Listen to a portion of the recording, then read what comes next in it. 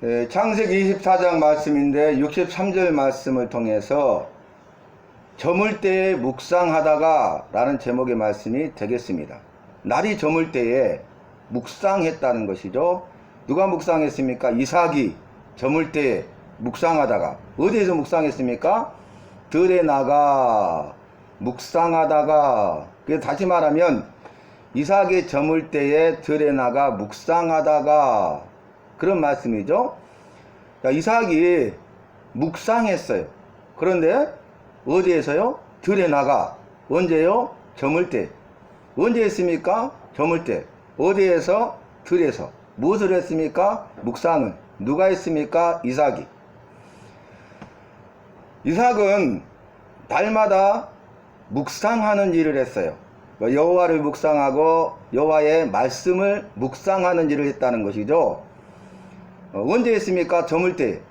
저물 때 한 이유가 있죠. 그 이유가 무엇입니까? 하루의 삶을 마감하면서 이제 그 여호와와 여호와의 말씀에 자신의 삶을 비춰보아서 자신이 여호와의 말씀, 약속을 따라서 오늘 행하였는가, 그렇지 아니하였는가를 돌아보고 또 그 부분에 대해서 자신이 평가하고 그 부분에 대해서 돌이키는, 반성하고 돌이키는, 또 죄를 지은 것에 대해서 회개하는. 그래서 하루 동안 임마누엘 여호와께서 이삭과 함께 하셨는데 여호와와 동행하는 삶을 살고 삶을 마치면서 날마다 그렇게 했다는 거예요. 오늘 말씀도 이삭이 저물 때 들에 나가서 묵상하다가 낙타들이 오는지라, 저 멀리에서 낙타들이 오는 것을 보았다는 것이죠. 그러니까 습관을 따라서 한 것입니다. 우리가 여호와를 묵상하고 여호와의 말씀을 묵상하는 것은 날마다 해야 될 일이고 습관을 따라서 해야 돼. 우리의 습관이 중요하죠. 우리의 습관은 몸에 배는 건데 그대로 하게 돼 있는데 좋은 습관이 있는가 하면 나쁜 습관이 있어요. 그래서 습관에 따라서 그 사람의 삶이 달라지고 삶의 결과가 전혀 달라진다고 하지 않습니까? 그래서 우리가 좋은 습관을 연습하고 그 훈련을 통해서 좋은 습관을 몸에 익히고 그 좋은 습관이 내 몸에 배이면 그 습관에 따라서 행할 때에 우리는 생각하는 것이나 말하는 것이나 행하는 모든 것들이 바뀌고 변하게 되고 또 삶 속에서 승리하게 되고 삶 속에서 능력과 기적을 체험하게 된다. 이것은 여호와의 말씀, 약속일 뿐만 아니라 세상의 모든 뇌과학자들이 이야기하는 것 아니겠습니까? 품성개발원 등등 또 상담이라든지 심리사라든지 또 모든 전문가들이 하는 말이 이 말이 아니겠습니까? 이삭은 좋은 습관을 가졌어요. 여호와를 묵상하는 습관, 여호와의 말씀을 묵상하는 습관, 그래서 하루의 삶을 말씀에 비춰보는 습관, 그리고 말씀에 자기의 삶을 평가해보고 또 반성하고 죄에 대해서는 회개하는, 그래서 하루를 잘 마무리하는. 이건 뭘 전제하고 있냐면 하루의 삶을 시작할 때 이삭은 여호와와 여호와의 약속의 말씀을 따라 시작했다는 것이죠. 그리고 하루의 삶을 마치면서 그의 삶을 평가했다는 거예요. 지금 이 시대에도 시골은, 농촌 마을은 해가 저물면 어두워지잖아요. 그러면 모든 일과가 마치게 되죠. 온통 어두움으로 뒤덮이는 것을 보게 돼요. 지금도 그래요. 그 시대에는 말할 것도 없죠. 이삭이 좋은 습관을 가졌어요. 여호와를 묵상하고 여호와의 말씀을 묵상하는 습관을 했는데 저물 때에 하루의 삶을 돌아보면서 이제 평가하고 반성하고 회개하는. 그런데 무엇을 했다고요? 묵상입니다. 여러분, 묵상하는 것이 중요해요. 다른 것 하지 않았어요. 묵상하는 일을 했다는 것이죠. 복 있는 사람은 여호와의 말씀을 묵상하는 자로다. 시편 1편에 분명하게 증거하고 있지 않습니까? 이게 여호와의 말씀이요 여호와의 약속이죠. 여호와의 말씀을 묵상하는 사람이 복 있는 사람이라는 것입니다. 우리는 복 있는 삶을 살기를 원하고 복 있는 사람이 되기를 원하죠. 네가 복 있는 삶을 살기를 원하느냐? 복 있는 사람이 되기를 원하느냐? 그러면 묵상해야 되는데 여호와를 묵상하고 여호와의 말씀을 묵상해야 된다는 거예요. 오늘 야곱은 묵상하다가 낙타들이 오는 것을 보았는데 그 무리에는 자기 아내가 될 리브가가 오고 있었어요. 그래서 자신의 짝을 만나는, 배우자를 만나는 복을 누리게 됩니다. 여호와께서는 우리가 하고 행하고 있는 모든 것들을 알고 계시잖아요. 생각하는 것이나 말하는 것이나 행하는 모든 것을 주님이 다 아시고 그 모든 것을 아시고 보시는 여호와께서 예비하신다 그 말입니다. 준비하신 은혜와 복을 그 사람에게 준다는 것이죠. 그러니까 알고 계시고 보고 계시는데 우리가 여호와와 여호와의 말씀에 따라 행하는 것을 알고 보고 계시고 그 사람이 여호와가 예비하신 은혜와 복을 누리는 주인공 간증자가 된다는 거예요. 우리가 그렇게 하지 않으면 여호와께서 주마 약속하시고 예비하신 은혜와 복과는 전혀 상관없는 삶을 살게 되는 것입니다. 그래서 오늘 이 한 구절이 굉장히 중요하죠. 여러분, 묵상하는 자로다 그랬는데 시편 말씀에서 복 있는 사람은 뭐 이런저런 이야기를 하지만 결론이 뭐예요? 여호와의 말씀을 묵상하는 자로다. 그런데 그 앞에 무슨 수식어가 붙냐면 여호와의 말씀을 주야로 즐거워하여 묵상하는 자로다 그랬어요. 주야, 밤낮을 가리지 아니하고 여호와의 말씀을 즐거워한다는 거예요. 여러분, 우리가 즐거워하니까 그 일을 하게 되죠. 꾸준히 할 수 있게 되죠. 날마다 할 수 있죠. 우리가 질리지 않는다는 말을 하잖아요. 질리지 않아요. 또 음식처럼 물리지도 않아요. 너무 즐거운 거야. 그 즐거운 일은 우리가 말하지 않아도 하죠. 누가 막아도 하죠. 할 수 없는 상황과 환경이어도 어떻게 해서라도 하는 것을 볼 수 있어요. 그래서 요즘에는 그러잖아요. 즐거움으로 기쁨을 하는 사람은 이길 수가 없다 그러잖아요. 그전에는 죽음을 두려워하지 않고 죽기 살기로 하는 사람을 이길 수가 없다 그랬어요. 요즘에는 즐기는 사람을 이길 수가 없대요. 즐거움으로 기쁨을 하는 사람을 이길 수가 없다고 그러잖아요. 그러니까 여호와의 말씀을 즐거워해요. 그러니까 주야로 묵상하는 거예요. 누가 말하지 않아도, 하지 말라고 해도 밤낮을 가리지 않냐고 여호와의 말씀을 묵상하는 거예요. 왜냐하면 여호와의 말씀의 맛을 보았기 때문에 그러죠. 여호와의 약속의 말씀이 그대로 이루어지는 것을 체험했기 때문에 그래요. 말씀을 믿었더니 믿음으로 일하시는 역사하시는 그 주님께서 그 약속의 말씀을 이루심으로 능력과 기적을 행하시고 기적의 주인공 간증자가 되는 것을 맛보고 경험했기 때문에 그렇게 하는 거죠. 시편 기자의 고백을 맛봤어요. 시편 19편 10절 말씀처럼 여호와의 말씀은 금고 많은 정금보다 사모할 것이며 꿀과 성익꿀보다 더 달도다 그랬잖아요. 우리가 사모해야 될 것, 달고 오묘한 말씀, 그 말씀의 맛을 보았기 때문에 이제 이삭은 묵상하는 거죠. 묵상하는데 즐거이, 주야로, 즐거움으로 묵상하는 거예요. 그러니까 날마다 그러한 훈련을 통해서 몸에 배고 습관이 되고 좋은 습관을 통해서 이제 그는 여호와를 믿고 여호와의 말씀을 믿는 구원받고 구원받은 백성의 삶을 살아가고 있는 것입니다. 이게 무엇으로 시작됐어요? 전제가 말씀이에요. 말씀하셨어요. 약속도 언약, 말씀을 하신 약속이 우리가 묵상해야 될 것도 여호와의 말씀이고 여호와의 약속이에요. 그러면 그 하신 약속의 말씀을 이루셔요. 그러면 말씀을 통해서 능력과 기적이 이루어지고 그 기적을 체험하게 된다는 거예요. 모든 게 말씀이에요. 오늘 제가 예배 드리기 전에 오후에 카톡을 받았는데 목사님 너무 감사합니다. 오늘 그 약속의 말씀을 붙들고 기도해 주셔서 감사하고 기도의 응답으로 합심 기도를 들으시고 응답하셔서 우리 동생네 부부가 조호석 남동생과 부인까지 오늘 교회에 나와서 등록하고 예배 드렸습니다. 할렐루야. 이렇게 카톡이 왔어요. 그리고 이제 남은 동생네도 식당을 하는 동생네도 꼭 예수 믿고 구원받게 기도해 주세요. 주 예수를 믿어라 그리하면 너와 내 집이 구원을 얻으리라 이렇게 말씀하셨는데 동생들이 믿지 않으니까 그것이 너무 마음 아픈 거예요. 너무 부담이 되는 거예요. 그래서 그 일 위해서 기도하고 기도 부탁하고 합심 기도하고 또 관계를 맺고 섬기고 최선을 다했잖아요. 근데 주님이 그걸 알고 보고 계시고 예비하신 은혜와 복을 주셔서 그 약속의 말씀을 믿고 행하니까 그래 믿고 행할 때 우리 주님은 그 믿음을 보시고 말씀의 약속을 믿음의 역사를 이루시는 거예요. 그래서 응답하시죠. 기도의 응답으로 그 약속하신 말씀을 이루시는 거예요.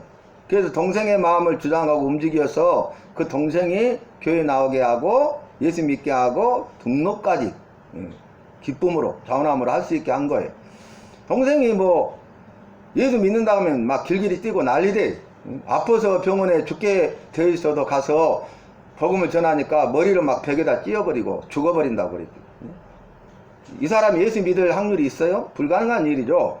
인간의 힘과 능력으로는 할 수 없어요. 이 세상에 그 어떤 것으로도 할 수 없는 사람인데, 우리가 기도했더니 주님께서 일하셔서 그의 강팍한 마음을 녹이시고 온유한 마음이 되게 하시고 옥토밭이 되게 하셔서 좋은 땅, 옥토밭이 될 때 말씀의 씨앗, 복음의 씨앗이 뿌려지니까 그 씨앗이 생명이 있기 때문에 생명의 복음이 싹이 나서 자라게 되고 열매를 거두는 거예요. 그 열매는 주님께 드리는, 주님이 기뻐 받으시는, 주님의 마음을 시원케 드리는 열매 아니겠습니까? 왜요? 생명의 열매잖아요. 의의 열매, 사랑의 열매, 생명의 열매이기 때문에 그래요. 그리고 이제는 그 동생네 부부가 교회 나와서 예배드리고 등록했기 때문에 앞으로 구원받은 백성의 삶을 살아가는 것이 중요하죠. 믿음 뿌리 내리는 것이 중요하고, 또 다른 동생, 아직도 믿지 않은 그 동생네 부부가 예수 믿고 또 구원받은 백성의 삶을 살아가게 하는데, 복음을 전한다는 것은 뭘 전하는 거예요? 내가 만난 여호와를 전하는 거예요. 여호와의 약속의 말씀을 전하는 거예요. 이게 복음을 전하는 거, 그리고 영혼 구원이고 전도예요. 여호와를 전하고 여호와의 말씀을 전하고 내가 만난 여호와를 전하고 간증하고 약속의 말씀을 나누는 것, 이것이 복음, 전도, 영혼 구원이라는 거예요. 뭐 교회를 자랑하고 자신을 자랑하는 것 아니에요. 자기의 의로움을 나타내고 자기의 선행과 공로를 자랑하는 것이 아니에요.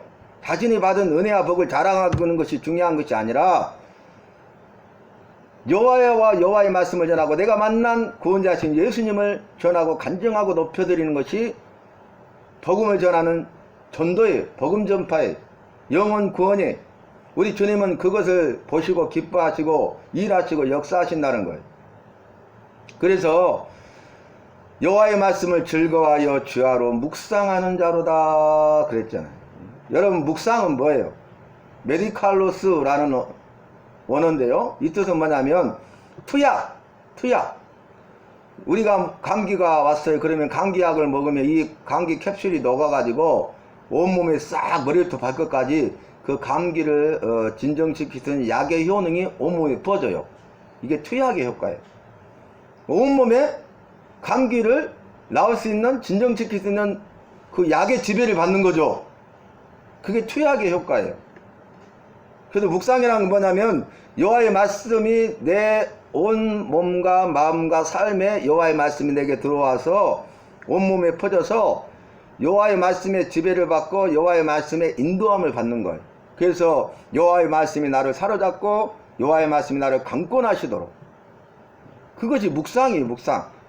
우리가 이해하기 쉽게 뭐 되새김질 비유하지만 그것은 이해하는 데 도움이 될 뿐이지 원문의 뜻은 아니에요. 소가 되새김질 하잖아요. 그러니까 막 있는 대로 먹어요. 배불리 막 먹어서 저장해요. 일부는 소화했죠. 근데 나머지 저장한 것을 나중에 되새김 올려가지고 잘게 씹어서 소화가 되게 하는 거죠. 이게 되새김질이에요. 그러니까 여호와의 말씀을 일단 받아들여가지고 필요할 때 올려서 생각나서 그 말씀대로 한다, 뭐 그렇게 하지만 그것은 원문하고 달라요. 원문의 뜻은 뭐냐, 그 정도가 아니라 말씀을 받아들이자마자 내 삶에 온전히, 삶의 전 영역에 말씀이 퍼지고 말씀이 나를 붙잡고 말씀의 지배를 받고 말씀의 인도함을 받게 한다, 그 말이 바로 생명의 역사가 이루어진다는 거예요. 그래서 복 있는 사람은 여호와의 말씀을 즐거워하여 주야로 묵상하는 자로다 그랬잖아요. 우리는 묵상해야 돼. 여호와를 묵상하고 여호와의 말씀을 묵상해야 돼. 명상은 아니라고 제가 말씀드렸어요. 요즘 명상 얼마나 많이 합니까? 명상의 의미는 뭐냐면 득음, 득도, 초월, 무아지경, 이런 이 묵상의 최종적인 결론이 뭐냐면 자기를 비우되 완전히 비우는 거예요. 그게 목표예요. 비우면 그 명상을 달성한 거예요. 그런데 놀라운 건 뭐냐면은 비우기만 하잖아요. 딱 완전히 비워졌어. 그러면 그 안에 뭐가 들어가느냐에 따라서 전혀 달라요. 그 사람의 삶이 달라요. 무엇의 지배를 받느냐. 그냥 맹목적으로 비우기만 하고 비우는 데 성공했어요. 그런데 악한 사탄의 영이 들어가면, 귀신의 영이 들어가면 귀신에 붙들림 받은 사람이 되고 악한 사람이 되고 악한 일을 하게 된다 그 말이. 그런데 묵상은 뭡니까? 여호와로 가득 채우는 거예요. 여호와로 가득 채우기 위해서 내 안에 있는 온갖 죄악과 악한 것들을 다 비워내는 거예요. 그러니까 목적이 다르죠. 비우는 데 목적이 있는 게 아니라 비우는 이유가 뭐예요? 하나하나 다 비워가요. 완전히 비워요. 뭐 하기 위해서? 여호와로 가득 채우기 위해서. 그게 성령 충만이 여호와의 지배를 받는 거예요. 여호와의 인도하심을 받는 거예요. 그래야 그 사람이 선한 사람이 되고 그 사람은 선한 일을 하는 사람이 된다 그 말이. 그래서 우리가 복음서에서도 마태복음에 보면은 귀신 들린 사람이 있는데 귀신 들린 사람이 귀신이 나가잖아요. 어떤 방법을 써도 그 사람의 소원이 뭡니까? 꿈에도 소원이 뭡니까? 귀신이 떠나가는 거죠. 온전케 되는 거죠. 자신의 삶을 인격적으로 살아가는 거죠. 자기의 삶을 살지 못하잖아요. 귀신의 지배를 받아서 귀신의 이끌림을 받아서 살잖아요. 자신의 인격과는 전혀 상관없는 삶을 살아가잖아요. 그 사단의 종이 되어서 매어서 살아가잖아요. 귀신에 결박당해가지고 지배를 받아 살잖아요. 그래서 이제 그 사람의 소원은 귀신이 떠나가는 것인데 그 사람의 소원이 이루어졌어요. 귀신이 나갔어요. 얼마나 좋아요. 귀신의 지배를 받는데 귀신이 나갔어.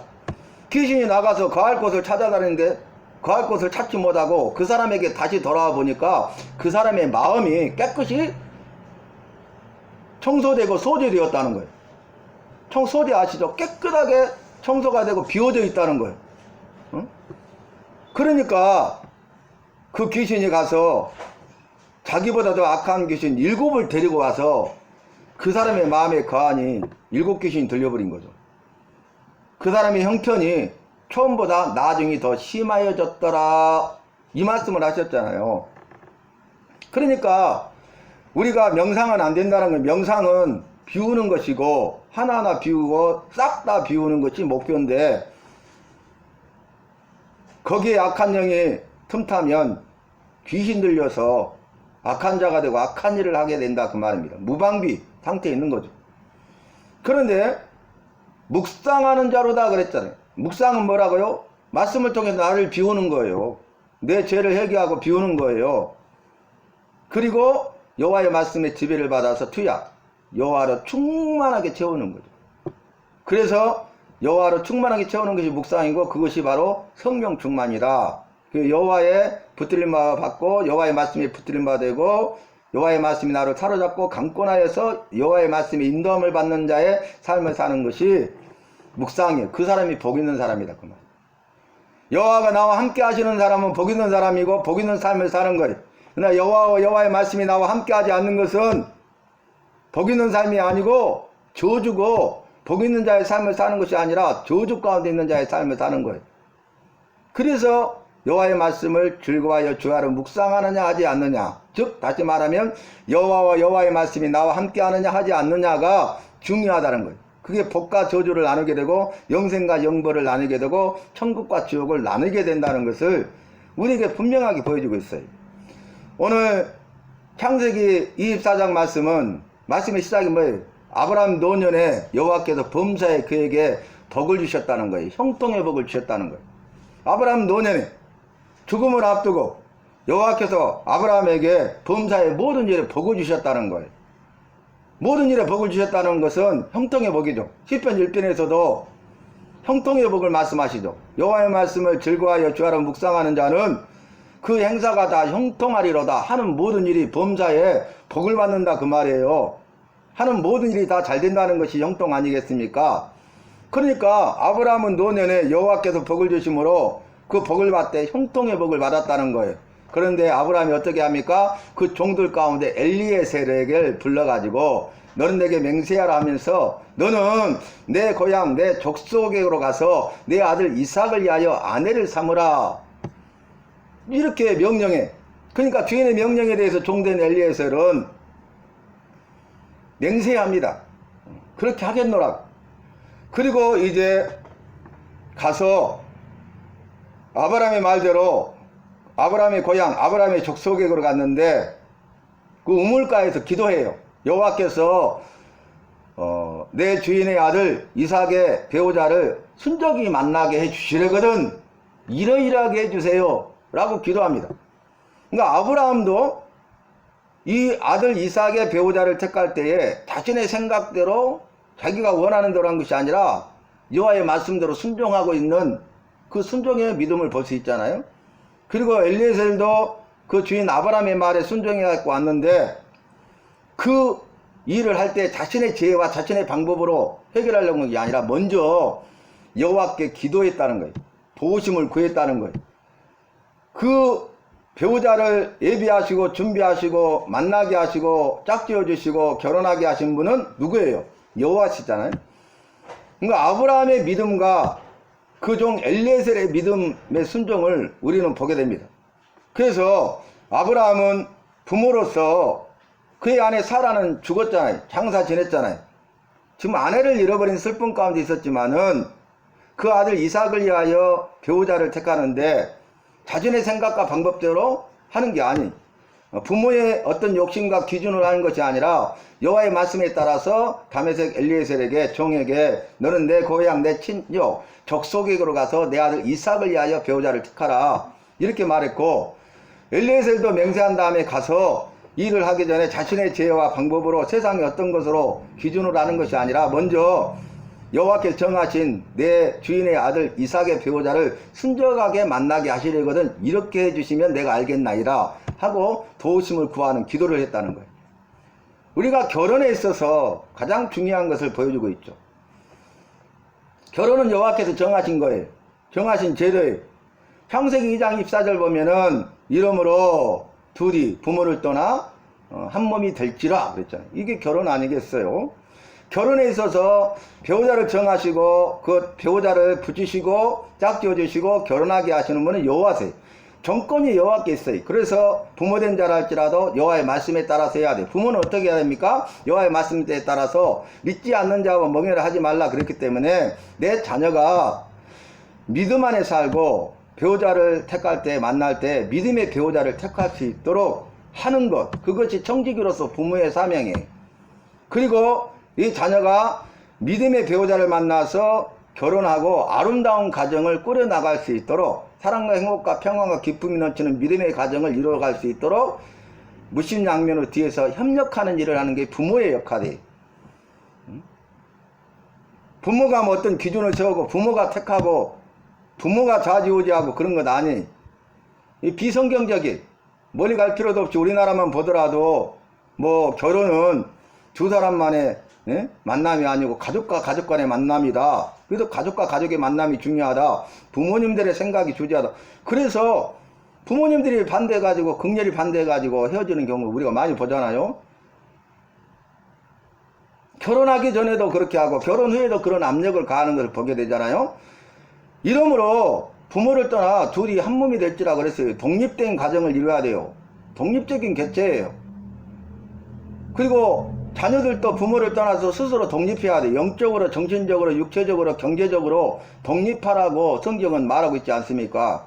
거기에 대한 책임은 자기에게 주어진 거예요. 그러니까 독립된 하나의 가정을 이루는 것이죠. 오늘 우리가 시편 말씀을 봤잖아요. 시편 45편 말씀에서도 그랬겠잖아요. 이 왕에게 많은 다른 이방 나라의 왕의 딸들이 왔잖아요. 첩으로, 후궁으로, 아내로. 근데 그들에게 네 백성과 내 아버지의 집의 일을 버리고 우상숭배나 그런 것들을 버리고 이제는 그 부모를 떠났잖아요. 시집 왔잖아요. 이 가정에 들어왔잖아요. 버리라. 그러면 왕이 너를 귀하게 여길 것이고 너를 높일 것이고 네가 칭찬을 받을 것이다. 이렇게 했잖아요. 그러면서 왕일 뿐만 아니라 너의 주인이니 그를 경배하라. 섬기라. 이렇게 오늘 시편 45편에 말씀하셨잖아요. 여호와께서는 모든 것을 질서를 정하셨어요. 질서에 따라서 하는 거예요. 그 부분에 대해서. 한 몸이 되더라도 돕는 배필로 세우셨잖아요. 그래서 하나를 온전히 이루어갈 수 있도록 하는 협력자가 되는 거예요. 주관하고 좌지우지하는 사람이 아니에요. 협력자는. 리더를 도와서 리더가 그 일을 더 잘할 수 있도록 협력하는 사람이 헬퍼에 헬퍼, 돕는 자. 그런데 선악을 알게 하는 나무를 먼저 따먹고 그 남편이 좀 먹게 하고 죄로 인해서 죽게 되었을 때 여호와께서 어찌하여 따먹느냐 했을 때에 서로 핑계 대잖아요. 그럴 때 저주를 내리시는데 여자에게 준 저주가 뭐냐면은 네가 이제는 네 남편을 좌지우지할 것이다. 임산에 해산하는 고통을 내게 크게 더하리라. 이게 저주 아니었어요? 그래서 그때 이후로 제 결과로 이 여자들이 남자들을 좌지우지하려고 한단 말이에요. 자기가 리더가 돼서 이끌어 가려고 한단 말이에요. 이게 잘못된 것이. 우리가 여호와를 믿고 여호와의 말씀을 믿는다면은 어떤 말씀이든지 그 말씀에 대해서 우리가 믿음으로 순종해야 되는 것입니다. 안타까운 상황, 안타까운 현실, 안타까운 시대상을 우리는 너무 많이 보고 있잖아요. 믿는다고 하면서도 믿지 않는 자들과 똑같이 생각하고 말하고 행동하는 경우를 보지 않습니까? 세상 풍조에 따라서 사는 것을 보지 않습니까? 너희는 이 세대를 본받지 말고 오직 마음을 새롭게 함으로 변화를 받아. 이렇게 말씀하셨잖아요. 그런데 이 세대를 본받아버려요. 이방 풍속, 민족의 풍속, 세상을 따라 세태를 따라서 살아가 버려요. 그걸 용납하고 허용해버리 그게 죄예요. 무서운 거예요. 그래서 이제 우물가에서 니브가가 우물에 물을 길러 왔다가 만나는데 그 기도응답이 이루어지고 이 엘리에셀이 니브가가 그의 주인의 아들 이삭을 위하여 준비하신 짝지어 주실 배우자라는 것을 알게 돼요. 그래서 어떻게 합니까? 그 집에 가는데 그 니브가의 오빠가 누구예요? 라반이. 부두엘의 딸이. 부두엘의 아들이 라반이고 부두엘의 딸이 니브가예요. 그런데 그 집에서 이 엘리에셀이 하는 말은 뭐냐면 여호와께서 내 기도를 들으시고 나를 바른 길로 인도하사 이렇게 정하신 짝을 택하게 하셨나니 내가 이제 내 기도를 들으시고 이렇게 인도하신 그 여호와를 경배하고 찬송하겠습니다 하면서 기도 응답에 대해서 여호와께 경배하고 찬송해요. 여러분 오늘 정말 24장 말씀 보면 정말 아름다운 모습을 보게 돼요. 아브라함의 믿음의 순종, 엘리에셀의 믿음의 순종, 또 그 말을 들은 니브가의 순종, 그리고 나중에 그 오라비 라반이 떠나보내잖아요. 그래서 결국 순종하잖아요. 오늘 순종을 보게 돼요. 그러면서 이 니브가를 떠나보낼 때 오라비로서 축복합니다. 뭔 내용이에요? 첫 번째, 너는 천만인의 어미가 될 것이다. 그리고 내 씨가 온주의 성문을 얻을 것이다. 이렇게 축복하는 기도를 해요. 그게 예언 기도입니다. 그러니까 이 연장자의 권위를 주신 거예요. 연장자를 통해서 질서를 세우시고 그 질서와 권위에 순종하는 자에게 연장자를 통한 기도와 축복과 예언이 선포되고 그 말씀을 이루어 가시는 것이 여호와의 방법이에요. 그래서 어떻게 됩니까? 그 기도대로 축복한 대로 이 리브가가 나중에 천만인의 어미가 돼요. 아시다시피 쌍둥이를 낳죠. 에서와 야곱을 낳아요. 그래서 이스라엘 나라와 에돔 족속, 에돔 나라가 이루어지잖아요. 그리고 이제 니브가가 그의 종 엘리에셀을 따라오고 오늘 본문 말씀인데 평소대로 야곱은 뭐하고 있었어요? 지금 알아요. 자신의 배우자를 택하러 그 집의 종 엘리에셀이 가나안 땅으로 떠난 걸 알잖아요. 그러면 돌아올 때 택한 자신의 배우자를 데려올 것 아니에요. 그런데 그 일이 얼마나 중요한 일이에요. 그런데 여전히 오늘 말씀을 보니까 이 이삭은 저물 때 들에 나가서 묵상했다는 거예요. 흔들리지 않는 거예요. 사단은 우리를 흔들어버리고 말씀과 기도의 삶을 살아가는 것을 살아가지 못하도록 해방하고 방해해서 결국은 끝내버리게 만들잖아요. 여러분 영원한 것은 없어요. 그러니까 내 힘과 능력으로 그것이 된 것이 아니라 오직 여호와의 은혜로 되는 거예요. 우리가 날마다 여호와의 말씀을 묵상하고 약속의 말씀을 붙들고 기도하는 것은 내 힘과 능력으로 되는 것이 아니에요. 내 결단과 내 의지로 되는 것이 아니라 이렇게 할 수 있는 것이 은혜고 이렇게 할 수 있다는 것이 감사해요. 너무너무 감사합니다. 저는 이 말씀을, 오늘의 말씀, 오늘의 기도를 묵상하고 그 말씀을 카톡에 올리고 그 말씀을 수백 명에게 보내고 그런 일을 하는 게 너무너무 기뻐요. 왜냐하면 그날마다 답장하는 사람들도 많지만 답장하는 사람들도 다르게 오는 경우도 있지만은 그들의 짧은 그 고백이 그들에게 얼마나 힘이 되고 주님이 일하시고 역사하시는지 기적이 일어나는지 그걸 체험하기 때문에 그래요. 말씀의 맛을 알기 때문에 그래요. 기도의 능력을 알기 때문에 그래요. 이거 정말 짧은 것이고 말씀 그대로 요약하는 건 무슨 의미가 있냐, 그 말씀 가지고 잠깐 기도하면 무슨 의미가 있냐, 그래서 보내줘도 관심 갖지 않냐고 읽지 않는 사람들도 있지만은 읽어봤더니 별거 아니네. 그런데 계속 읽었더니 이것이 정말 대단한 것. 날마다 영의 양식을 하루도 빠지지 않냐고 내가 그렇게 해야 되는데 나 한 사람의 수고와 헌신을 통해서 다른 사람들이 그걸 읽고 그 기도를 하면서 이 일에 동참하게 되는 것이 영혼 섬기는 것 아니겠어요? 뒷나라가 건설되고 확장되는 것 아니겠어요? 이걸 통해서 그들의 믿음이 회복되고 그 믿음이 성장하고 이끈으로 헌신하여 주의 복음의 사명을 감당하는 것이 여호와의 나라가 건설되고 확장되는 일 아니겠습니까? 여호와께서 가장 기뻐하시는 일 아니겠습니까? 그 일이 우선순위인데 그 일을 하지 못하도록 여러 가지 일로 바쁘게 만들어버린다 그 말이. 우리가 교회 일도 중요한 일이 많이 있지만 그 중에 가장 중요한 삶의 우선순위를 정해야 돼. 개인의 삶에 있어서도 중요한 일이 있지만 중요한 일이 무엇인가를 걸러내고 거기서 가장 우선순위를 정해가지고 우선순위에 따라서 해야 된다 그 말입니다. 그래서 균형 잡힌 믿음의 삶을 살아야지 한쪽으로 치우친 삶을 살아서는 안 된다는 거예요. 오늘 이제 보니까 그 리브가를 데리고 오잖아요. 그래서 야곱이 맞아들이고 들에서 묵상하다가 오는 무리 가운데 이제 그 아내로 택하여 여호와께 보낸 그 리브가를 맞아들이는데 그의 어머니 사라가 죽었잖아요. 이 사라의 장막에 그를 맞아들여요. 그리고 아내로 삼았다는 거. 그러니까 마지막에 이삭도 순종하죠. 뭐 본 적도 없잖아요. 대한 적도 없잖아요.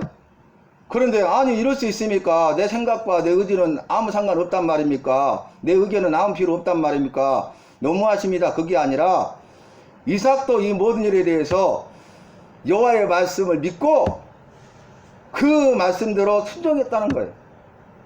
여러분, 그래서 우리의 짧은 이성으로 내 생각과 내 방법과 세상에 있는 것들로 여호와를 판단하거나 여호와의 말씀을 판단하지 말고 여호와와 여호와의 말씀에 대해서 우리가 믿고 순종하는 것이 얼마나 중요한 것인가. 믿고 순종하면 복, 믿지 않냐고 불순종하면 저주라고 분명하게 말씀하셨잖아요. 답은 이미 나와 있어요. 그런데 알고 있으면서도 삶 속에서 그걸 실천하느냐 하지 않느냐에 따라서 그 사람의 삶의 방향과 결과는 전혀 달라지는 것을 우리는 보게 됩니다.